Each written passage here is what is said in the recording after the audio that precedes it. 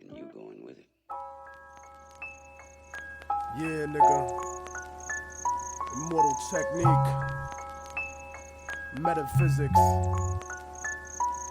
The bling bling era was cute, but it's about to be done. I'll leave you full of clips like the moon blocking the sun.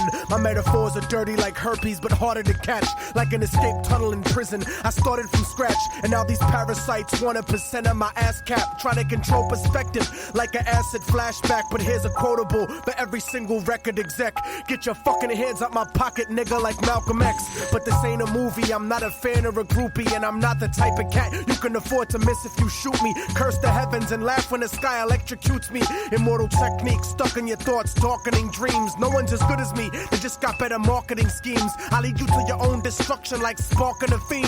Cause you got jealousy in your voice like Starscream, and that's the primary reason that I hate y'all faggots. I've been nice since niggas got killed over 8-ball jackets and Reebok pumps that didn't do shit for the sneaker. I'm a heat seeker with features that'll reach through the speaker and murder counter revolutionaries personally. Break a thermometer and force feed his kids mercury. A&Rs tried jerking me, thinking they call shots. Offered me a deal and a blanket full of smallpox. You're all getting shot, you little fucking treacherous bitches.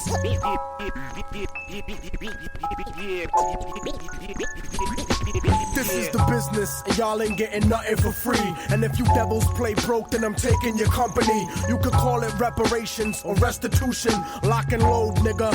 Industrial revolution.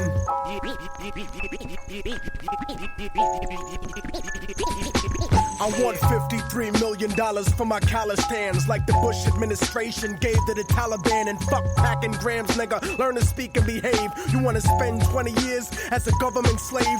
2 million people in prison, keep the government paid. Stuck in a 6x8 cell, alive in the grave. I was made by revolution to speak to the masses. Deep in the club, toast the truth. Reach for your glasses, I'll burn an orphanage just to bring heat to you bastards. Innocent deep in the casket, Colombian fashion, intoxicated off the flow like Thug's passion. You motherfuckers will never get me to stop blasting. You better off asking Ariel Sharon for compassion. You better off begging for 20 points from a label. You better off battling cancer under telephone cables. Technique chemically unstable, set to explode. Foretold by the Dead Sea Scrolls, written in code. So if your message ain't shit, fuck the records you sold. Cause if you go platinum, it's got nothing to do with luck. It just means that 1 million people are stupid as fuck. Stuck in the underground, a general that rose to the limit. Without distribution managers, a dealer, a gimmick.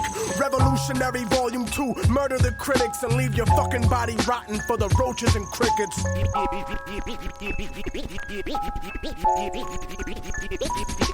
This is the business, and y'all ain't getting nothing for free. And if you devils play broke, then I'm taking your company. You could call it reparations or restitution. Lock and load, nigga. Industrial revolution.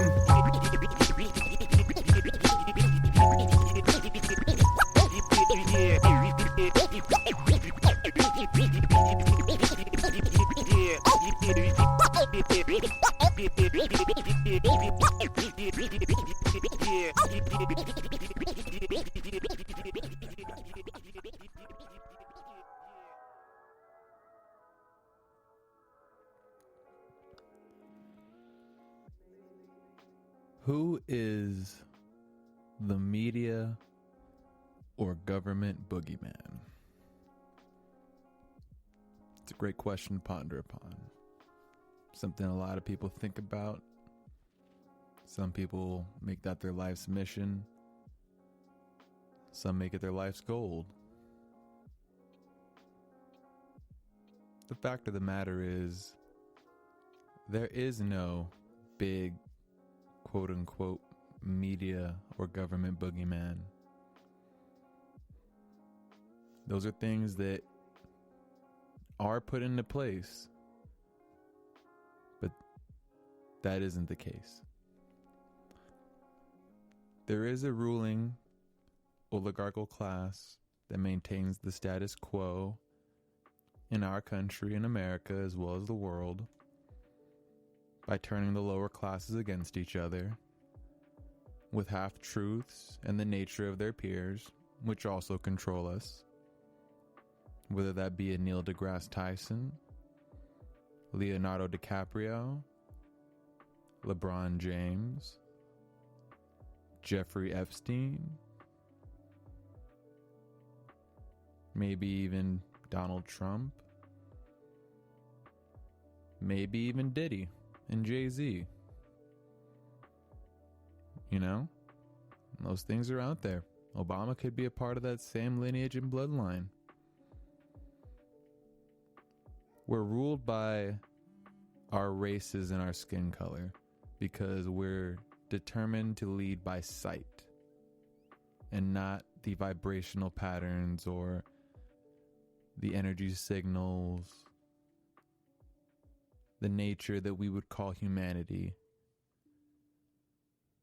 This oligarchy power, which calls poor white people the nationalists and the rednecks because they're, quote, the racist ones that want to turn America into the good old days, when in actuality most of those people are just coming from rural areas where most blue collar jobs, where the source of their economy is steadily disappearing and causing economic turmoil within those communities. Those are the ones that are most likely undereducated, but hardworking at heart. You know, there's nothing bad about that. But at the end of the day, simple living is exactly what it is. Simple. You want to take care of your family. You want to make sure that you have a little bit saved for a rainy day. Work should only be work. You should have time to spend with your loved ones. But you should also have the availability to start your own business and prosper from it. It's going to take hard work.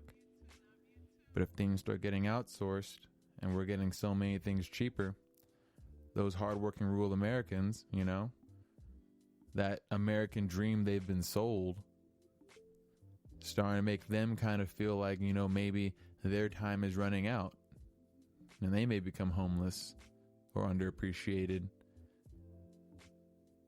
You know, that same oligarchy causes, I mean, it calls the black community, you know, my community, a bunch of gangbangers and hood rats, you know, because we steal shit, we rap, we wear our pants low, we're lazy, and all we want to do is smoke weed and hang out, which I'm not gonna lie, dude, there's nothing wrong with that. You know, I would definitely I'd definitely rather lay on the beach smoking up a joint than, you know, working any time of the day. But anytime I'm painting and putting in hard work and putting in the hard work of, you know, just creating this show and atmosphere and trying to create this dialogue chamber that is not an echo box. Don't want it to be that, of course. But just attempting to do this, you know, that little bit of sweat on my brow makes me feel good. But the reality is, our group of people are still feeling the effects of the gunshot wound that, you know, they gave us all while coming onto this country. It's like when we came in, everyone took a bullet to the leg and said, all right, go on ahead. Or we were born with like out of hand and said, all right, go on. Like, how do you expect a whole race that was brought here in slavery, you know, free them out of nowhere, out of the gates, you know, one day, you know, sign some bill, you know, go through, all right, you're free. They don't get the reparation of the land and the mule to actually get a grounded foundation, you know, to grow upon. You know, you start them with nothing, and then we're systematically discriminated against, you know, through crazy Jim Crow laws, you know, while not having the same rights and liberties that counterparts are giving, and then have the nerve to look at that community, my community, and say, wow, you know, how come they aren't doing good? You know, they all just might be dumb and stupid. And then don't even get me started about the drug epidemic. You know, we didn't have planes to get cocaine into this country. We weren't the ones producing and manufacturing guns. Name me one black-owned manufacturing company. You know, as far as during that time, there may be some now. I'm not going to lie. I'm not up to date with the most current gunsmithing companies. But go back to the OGs, you know, Smith & Wesson, Remington, those guys. They ain't brothers, all right? So that's what I'm saying on that side, all right? And then you have the crack epidemic, you know, giving harsher penalties. We have the prison industrial complex that affects all minorities. But that was just a little segment for the black community.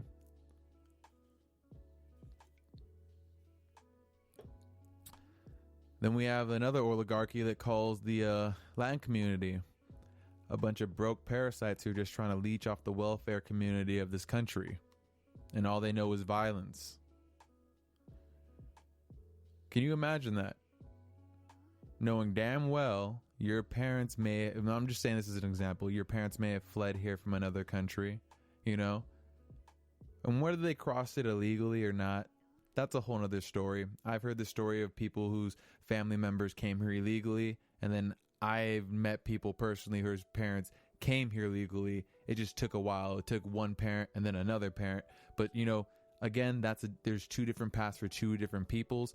Me, that's not my leg to stand on. So that's a whole nother section. I don't really even like to talk about immigration because my people were forced to come here. So it's like, yo, fuck it.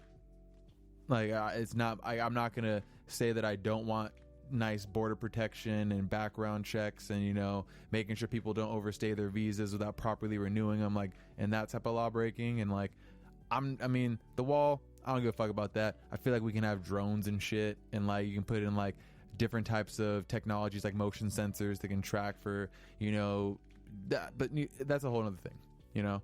But again, we have not even just the president who said the whole anchor babies, you know, meant just put a foothold in the country, you know, so their parents can stay. That's not even it. People have said that before. Donald Trump, he did not originate the term anchor babies. That's just, I think, you know, kind of what the media is trying to say in regards to that.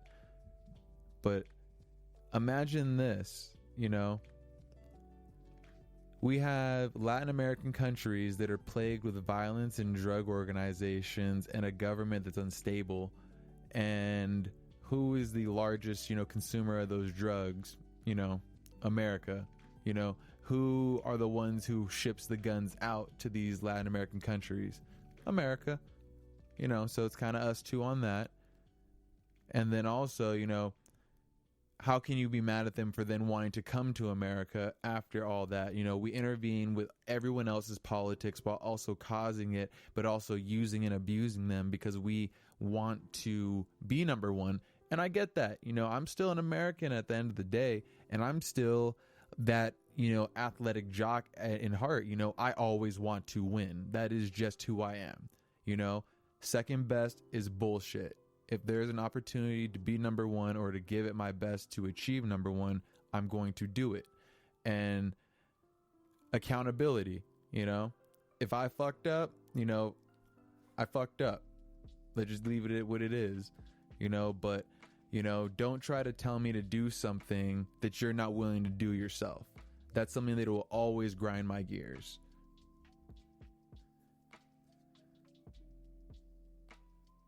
So, who is the media or government boogeyman? Well,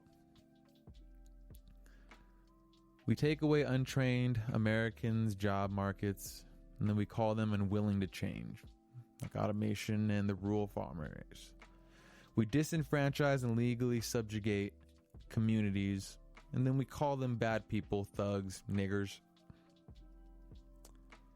We fill countries with drugs, corruption, and violence, and we call the people fleeing those places criminals and their countries shitholes.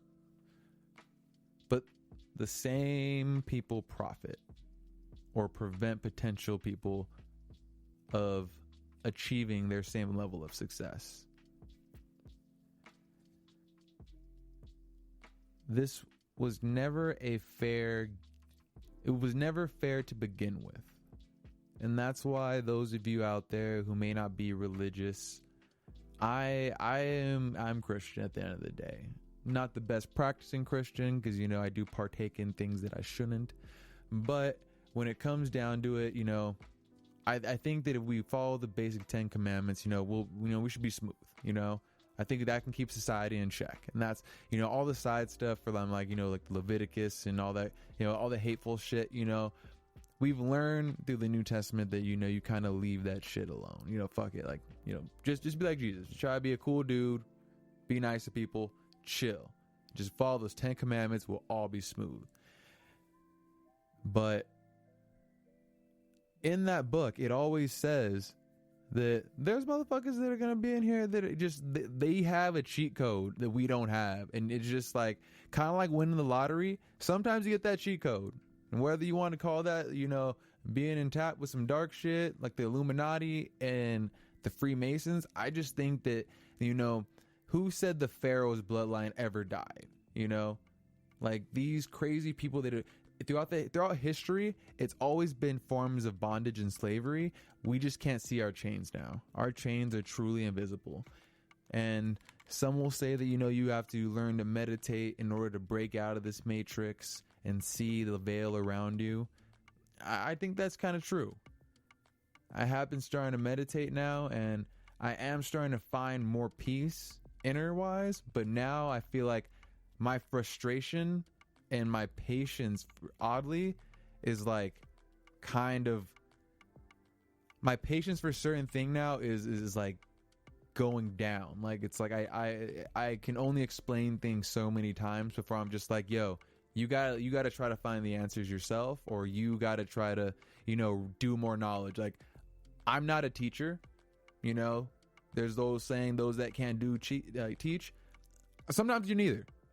I can't teach. When I absorb information, I can absorb it for me, and, you know, I can pass tests and stuff like that to show that I know the knowledge, but like I can't explain it to you because there's things in my mind that I'm thinking about, and it's just I can't say it at the same time and like explain it unless it's written down. So like on the fly, I can't explain it to you. But if I write some shit down and I actually have a script in front of me, like I do right now, that would have been, it would have been dope. It would have been dope. But long story short, all the movies that we've talked about on this show, whether it's been the Star Wars, the animes like Gun X Sword, there's always higher up people that just have a little bit more help in the game. And that's what I think that we're going with right now. While we've all been sitting here complaining that the dice are loaded, the whole entire game has been rigged from the jump. You never really learn the rules. And that's just how I wanted to start off this podcast. We're already 17 damn minutes in. For those of you that may be new right now, that first opening introductory song was Industrial Revolution by Immortal Technique. Let's give a horns up for him. Yes, the horns are back. And I am your host, Famous Amos, aka the Unidentified Black Male, aka Mr. Unidentified, aka Soul Brother number 3, aka Pinky, aka your mother's last mistake, aka hey, he went that way, and last but not least, Billy Bordeaux. And if you are just now tuning in for the very first time, this is the Block is Hot podcast.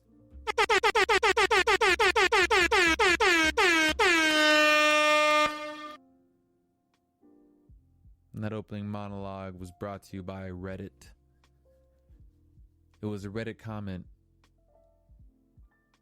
that actually started with that line,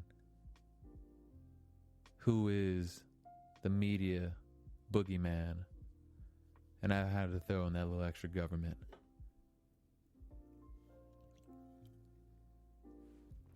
Kind of had me thinking about that whole topic.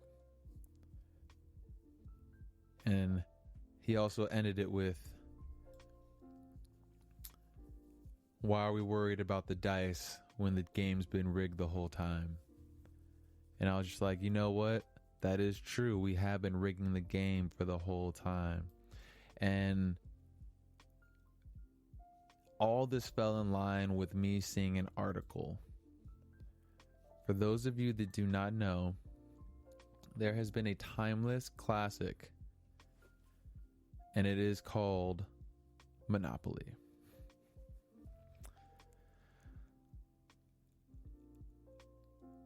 what I've seen from Monopoly throughout the years is nothing short of pandering, money making, just, get it while you can marketing. And by that I mean there's a monopoly for anything. You want a Denver Broncos monopoly, you got it. You want a Raider one, you got it. You want any type of version of Monopoly, you got it. And Hasbro now just made this crazy version of Monopoly, and it's called Miss Monopoly, and it's a board game that actually pays women more than men. That is, do they realize? And they're doing it in the name of equality, and I don't know how they got away with this. Because essentially what's going to happen is in this game, each time, each turn, women will collect $240 when passing go, while male players will be stuck with the $200. So they're saying by doing so, Hasbro has created the very first game with an actual gender pay gap, and they're doing that in the name of equality, which doesn't make sense. Because the game of Monopoly was always equal. Everyone got the same amount of money. So my question is, for those of you out there, why do you suppose they're doing this? Are they doing this to try to make a political statement about the wage gap that technically there isn't? I mean, it's all about time, and it's one of those gray areas because there's a lot of X factors involved, and it's one of those controversial ones where it's like you can point out which one you want. Like, numbers are tricky, they'll stay in your favor. Like, personally, I haven't read enough compelling things to say that there's a definite pay gap. Everything that I've read that talks about it makes it seem more like a lot of it comes down to personal choice and time taken off work and to do other things, because you can take time off of work and it can be time off without pay. And I've even noticed that in my personal job. I've noticed a lot of the women will take more time off, or they'll take more half days for other things, outside of their allotted vacation time. And it's like, cool, our company's like, cool, like, you can do that. We're not tripping. Like, you're not going to get as much pay, but their salary is higher. Like, they make more than me because they've worked there longer. So I guess, that factors out. But it's just one of those things where I read an article that was saying, that's reason why there's this so-called pay gap. So I'm curious to see like what the public is actually going to say now about a Miss Monopoly that literally says where women make more than men. And if you look at it, it's funny. Like, you have the Mr. Monopoly guy looking kind of shocked as fuck in the background. Like, what the fuck kind of shit is this? Like, all right, nigga, like, some bullshit, but I guess, like, I've already been stacking cash to the bank for the past 80 years. Ah, shit. Keeping up, just on the roll, moving on. This is the main thing that's been happening right now. It is motherfucking, if you're listening to this, we have concluded week 1 of the NFL season. And my God, I gotta say, and if you're not a sports fan, go ahead. You can kind of skip forward. I'm going to be talking about football for a little bit. But, and also if you're one of those gematria guys who believes in the numbers and that it could be rigged, you may enjoy it. But there's just something about sports on Sunday that just feels good. Especially if you've accomplished shit throughout the week. Because I usually save Sundays as my chill day. Like, that's my relaxing day where, if I do want to not do work, it's always going to be on a Sunday. And being able to watch the red zone and see every touchdown that was made throughout the day has spoiled me. Especially since your boy is a Raider fan. Never forget that. Fuck Antonio Brown. Nothing personal. He's just a really shitty human being. And I do want to get into that while we're on the topic of the NFL and just how awesome it is to be able to watch football on, I guess if you're Christian, the Lord's Day, Sunday. Bruh. Think about this, okay? He wanted more money, or actually out of Pittsburgh, right? But they don't want to let him go. So he wiles out to the point where they release his contract. He has a call with Bill Belichick just before that happens. Ends up going to the Raiders and getting the allotted money that he wants. While he's there, they start making an issue about helmets.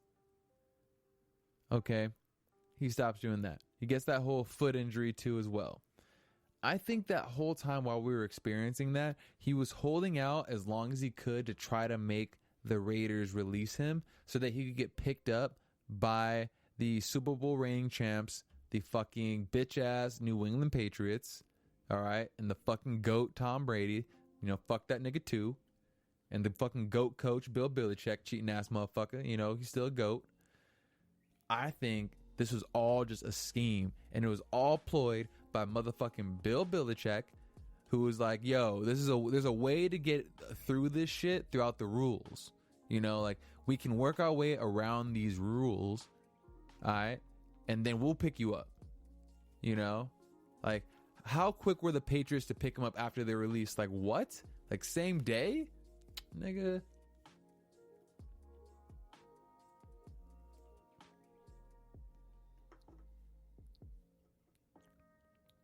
Just imagine. Caused all that problem. Caused all those problems. Only to get picked up by the exact team he wanted to get traded to in the first time.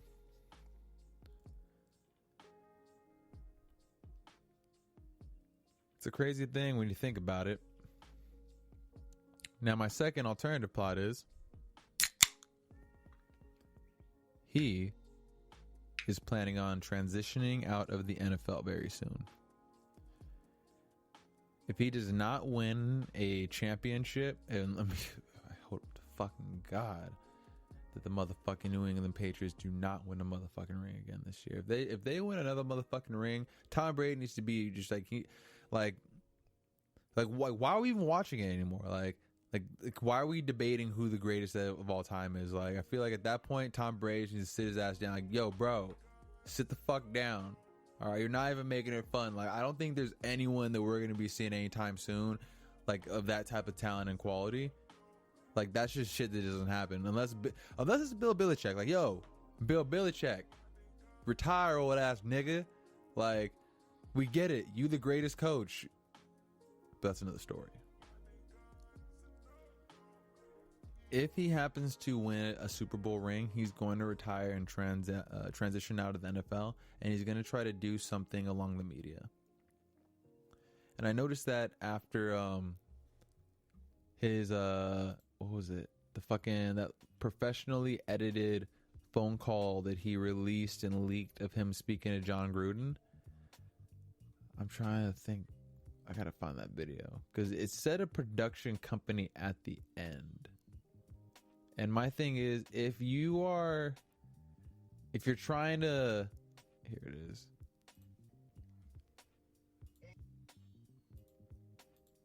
Oh, shit. Here it is. Stick Talk. So if that's going to be some type of company, let's just say he wants to start doing podcasting himself, which would be pretty entertaining probably. If he wants to do any type of YouTube or personal sports commentary, reality, rapping, whatever he can to expand the brand, that might be good. And I think he might be trying to take like a 50 Cent approach. But the thing is, even though he's proven himself with the numbers, he hasn't gotten the ultimate prize, and that is the Super Bowl ring. So it's going to be interesting to see where that goes. So the Raiders, this is a special to all you Bronco fans out there. Eat a dick. Okay? Y'all niggas offense looks like shit.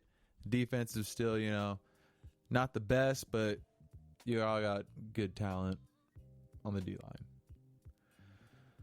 But yes, it was awesome. That was the last Denver Raider game that's going to be taking place in the fucking old stadium before we go on ahead and move on to Las Vegas.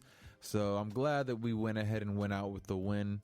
If I did not have an upcoming art show on the 25th, then I would have definitely tried to have got some tickets and heading on down, checked out that last game Monday night.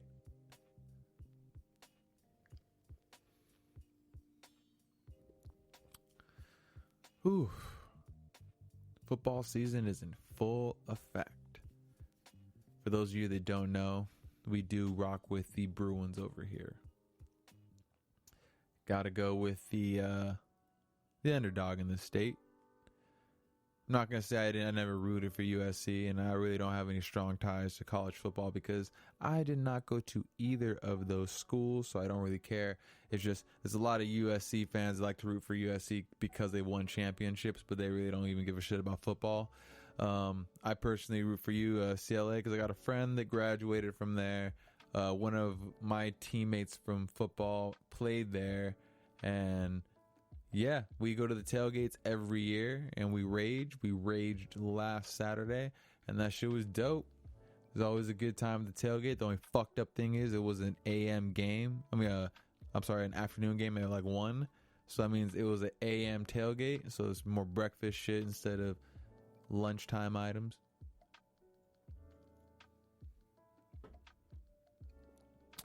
And we got shwasted.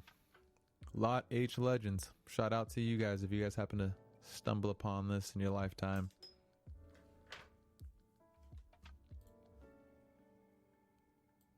Where do we go from here? Bill Burr has a new stand-up on Netflix that's coming out. I'm going to be checking that out actually after this, once I'm done recording. And he's probably going to be saying some outrageous shit. Don't know what he's going to say, but I'm obviously going to stand with him because Dave Chappelle is still under fire. And apparently he's being under fire by this transgender chick called Contrapoints. Saw a little video of her being interviewed talking about the stand-up because I'm curious. I'm curious to see what this current climate actually thinks about stand-up comedians, and I think that when it comes to stand-up comedy, it's like an endangered species. We should protect it at all costs, and make sure that no one's getting canceled or extinct. Not extinct. But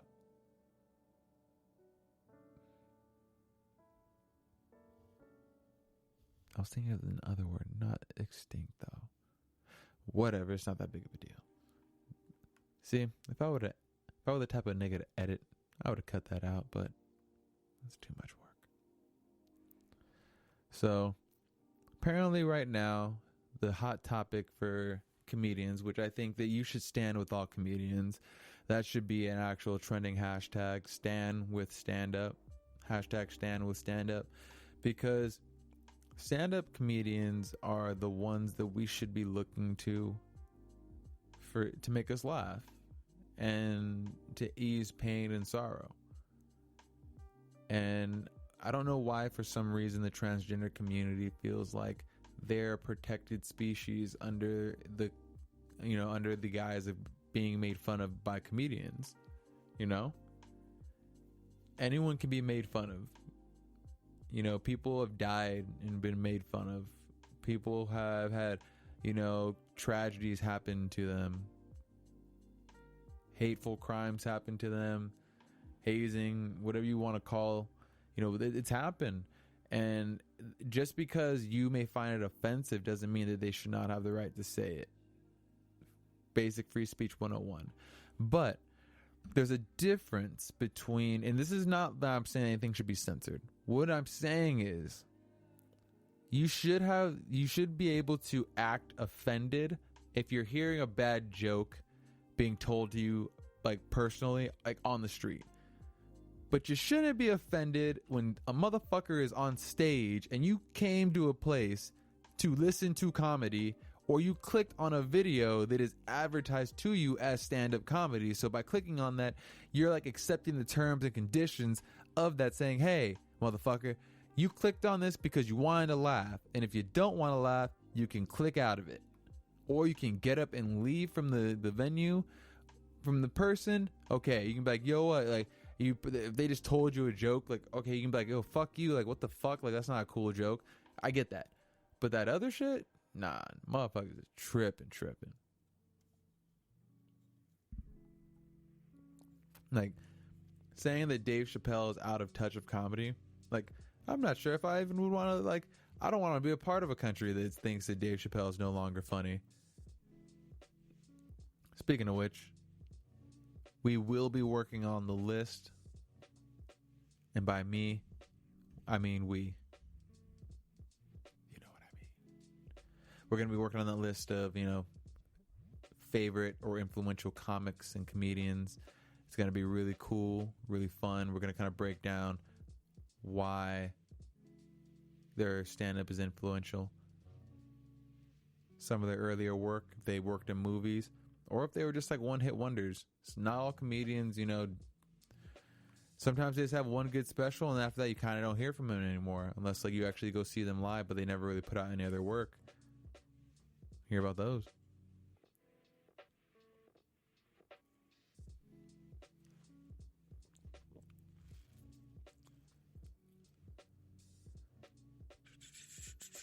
Okay.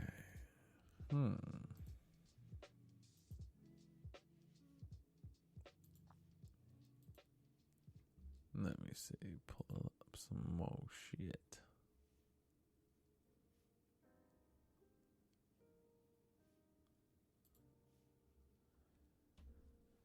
Well, this was something that I had saw.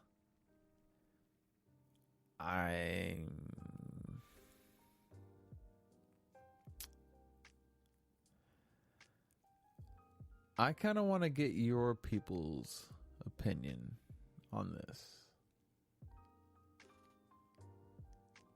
And I'm still hearing about this. Like, I'm not super in touch with a lot of these communities, but I stumbled across these articles because right now hip hop's been kind of boring, and I haven't seen any too crazy new conspiracies coming up. I want to wait for more things to come out about Jeffrey Epstein before I touch on that, just because I want to try to link the timelines. But I saw this story about this Alec Holowka guy, and it just like,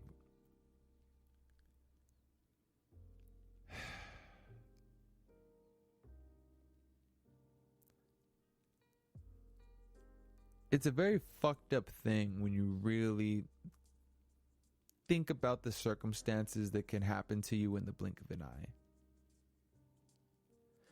And I think that, and you know what? I love freedom of speech.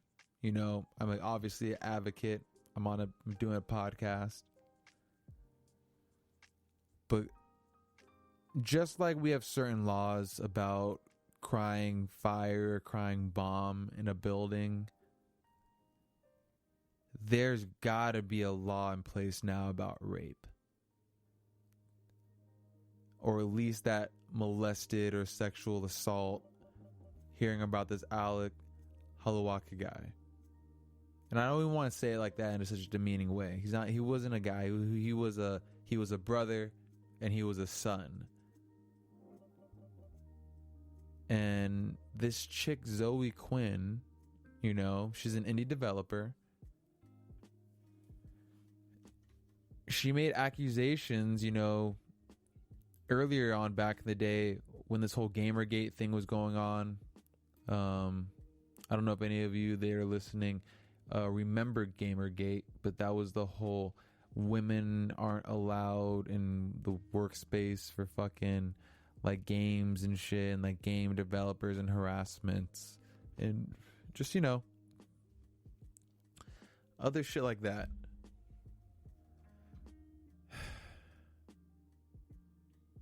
And well, on August 31st, 2019, Alec, he committed suicide because of the abuse accusations by Zoe Quin, which are turning out to be false and not true. And this just goes back to, again, the power of the internet and the digital footprint that we leave online and everything that we do.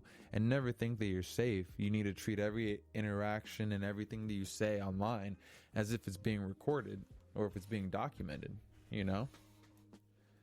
And you need, that is how it is, you know? I unless it's, you know what, and I need to change, because unless it's my close personal friends, you know, I keep most of my things either super coy, you know, I'm always a friendly person, I don't like to be a dick, you know, and I can have conversation, but I treat everything on the internet as far as I'm concerned as if it's a recorded conversation, and if someone ever had to bring it up in a court, how can I explain myself? It's almost like, you know, that old saying of when you die, you know, God's going to be reading off all your sins. Well, that's how we're living life right now, as if like Twitter is your sin log. And if people find some shit in that sin log, they're going to bring that shit up. So this chick, Zoe Quin, people have been going through the digital archives of Twitter, and you know, Reddit threads have been popping off where you have all these mystery, you know, amateur, forensic, forensic experts just going through this shit and breaking down this shit, and, you know, DDoSing, attacking her shit. They're finding out that a lot of her story doesn't corroborate with what they're finding online.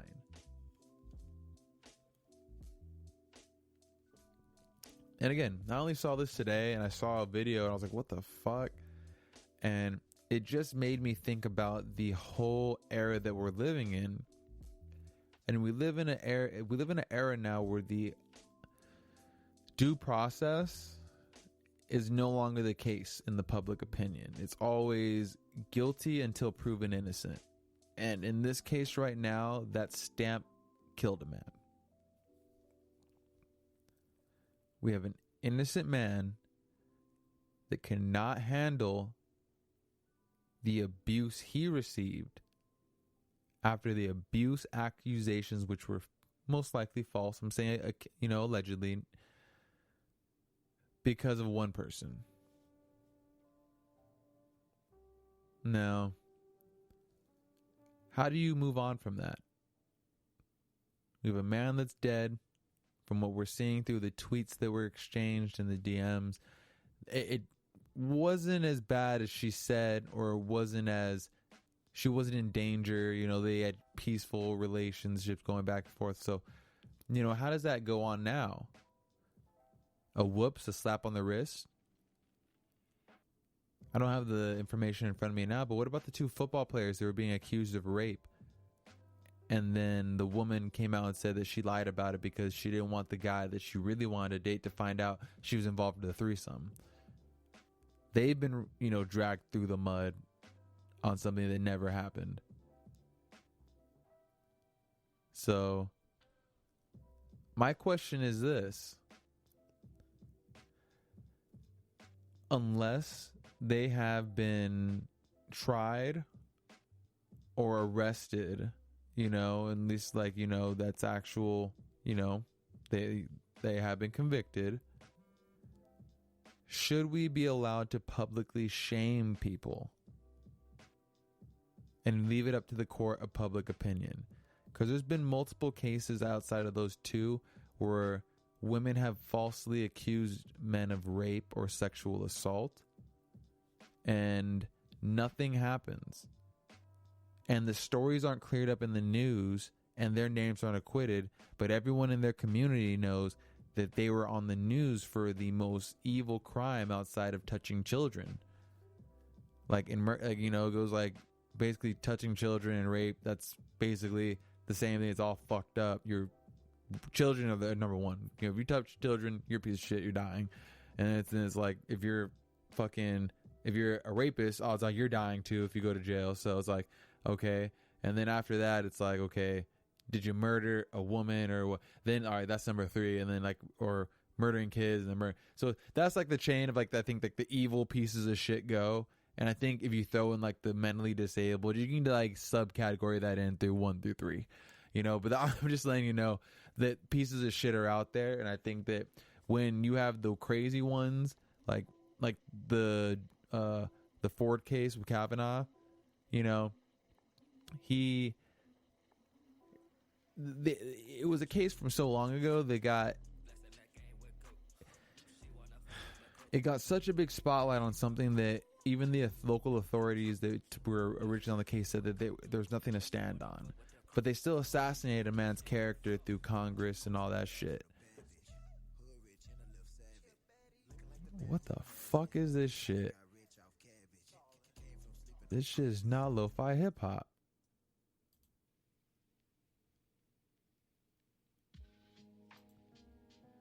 Yeah, I'm sorry. I apologize. I don't know what the fuck that was.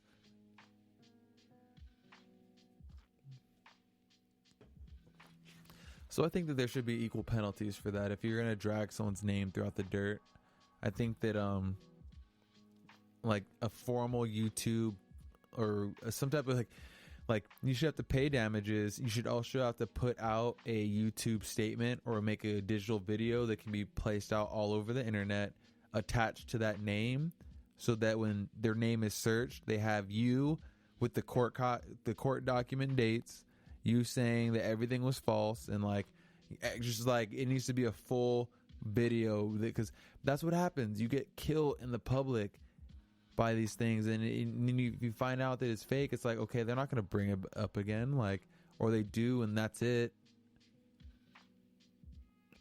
So I think we need to have a different way of going about killing someone's character, even if it's reporting on like a robbery. What if it's the wrong person? Like, I think that information shouldn't be out in the public yet until he's actually like convicted. Once it's convicted, okay, you can get his full mugshot, face, full name, everything. Like, until then, that shit should be on the low. Like, yo, what the fuck happened? But that's just my opinion. You know what I mean?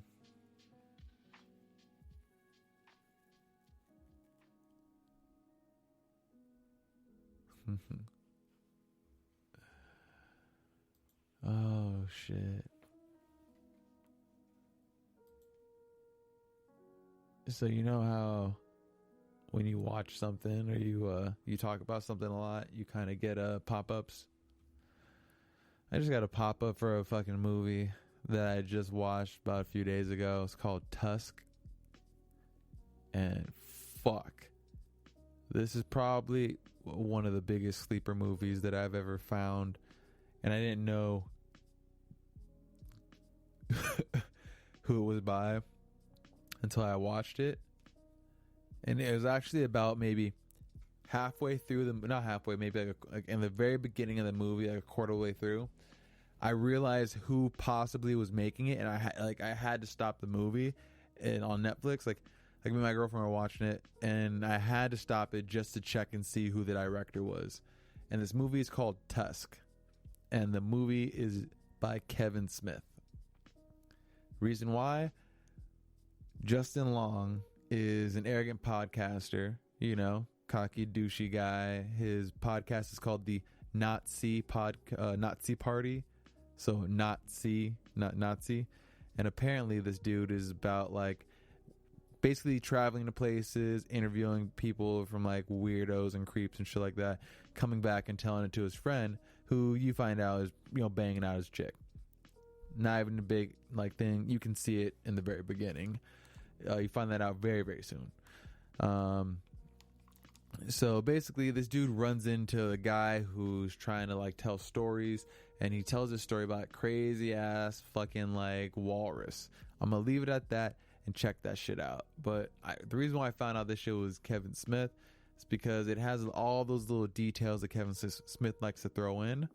So if you've ever seen the movie Yoga Hosers, or Hoosers, however you're going to say it, those two chicks are in the movie as the clerks behind the counter. So I watched it, I was like, oh shit, this has to be a Kevin Smith movie because there's no reason why they'd have those characters. If not, checked it out. Director, Kevin Smith. Boom. Check out this movie Tusk. I just want to kind of throw that in as a late movie review because I still have not yet seen The Joker. I know. Don't judge me. Don't judge me. It's going to happen. It's going to happen.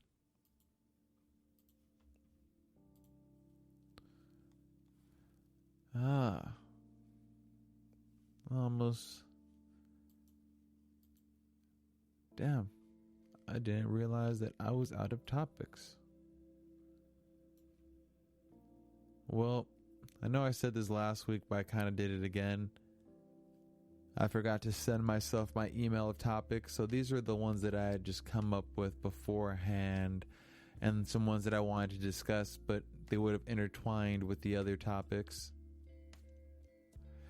It's an interesting time. It is an interesting time that we live in, but even though these are interesting times and they might be scary and we feel like we have some big boogeyman out there that controls the media and the government and probably every facet of your life, always remember that you are still an individual who means something, and you are something. But this is the Block is Hot podcast. We are out here. By we, I mean me, young Tim, got his car running, kind of, so he should be back next week. Maybe, I don't know. But until then, you know, make sure you go ahead and give us a follow. We be out here on YouTube at the Block is Hot Podcast, on Twitter at the Block is Hot Podcast, on Instagram at the Block is Hot Podcast. And I think basically if you check every podcast and you say the Block is hot, we're most likely there. Why do I keep getting all this other shit on my lo-fi? People trying to sneak that shit in.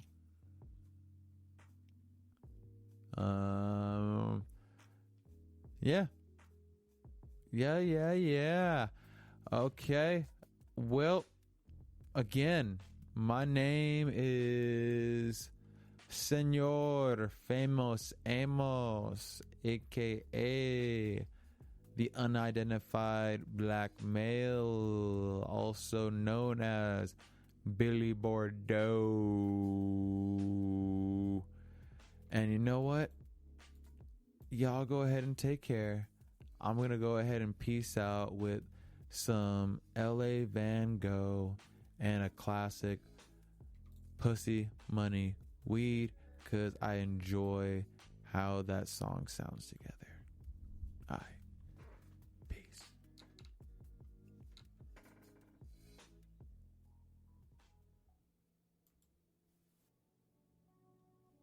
Welcome back to this episode of Everything is Subjective, where we find our friend elated while eloping with ecstasy and on the edge of existential elevation. A stumbling block or stepping stone? This and more on this episode of Everything is Subjective.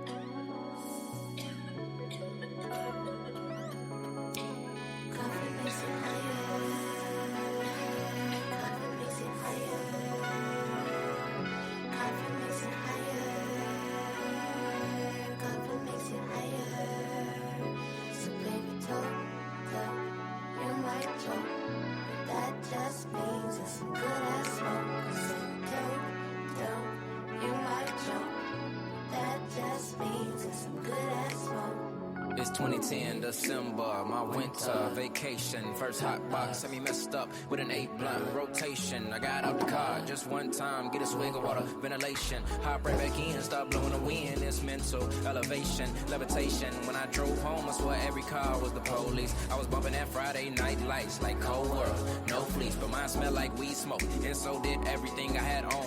So I changed my clothes, hopped in the shower as soon as I got home. The next morning, Pops was asking me about my smoke-filled headphones. I said, what's wrong? He said, they smell like loud, man, what's going on? Well, I'm thinking, damn, should I lie or tell the truth?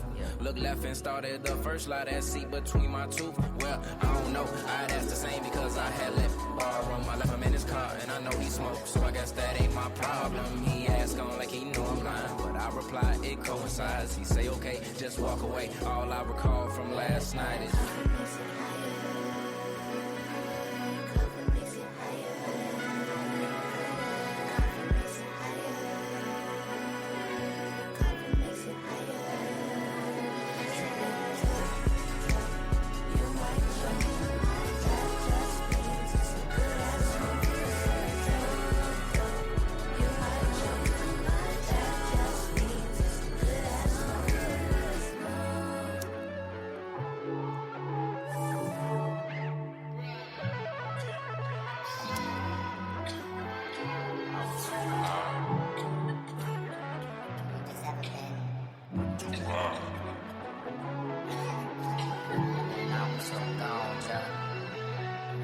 started talking to him. And you know what it said? It said, fill me up with that ghost spell backwards. Watch me turn to a ghost from the toast to the ashes after. But first you gotta split me up, and in the meantime you gotta hook me up with Benita with the green eyes and the shine all on her body like look at her. I seen how they crushed you up, plucked you from the tree, leaves still dropping, but come with me, I can show you how to roll like instructional kill popping. Do this I usually don't, for us to mix, we had a twist, she had a big, we had a kiss, the flame gon' touch my lips and watch it burn me up. This that how you value, watch it turn me up. You're breaking my heart, pretty green eyes. That shit ain't man conditioning, lose these eyes. I feel like if I drop that fall through 3 times. Fuck pass, if you lucky you get 3 tries. Oh, I see why. Just to be blunt as I am, the flame come, the flame go. In efforts to make it last, I Burn slow, I know that. coffee makes you, coffee makes you, coffee makes you, coffee makes you, coffee makes you higher. Coffee makes you, coffee makes you, coffee makes you, coffee makes you, coffee makes you higher. Coffee makes you, coffee makes you, coffee makes you, coffee makes you, coffee makes you higher. Coffee makes you, coffee makes you, coffee makes you, coffee makes you, coffee makes you higher.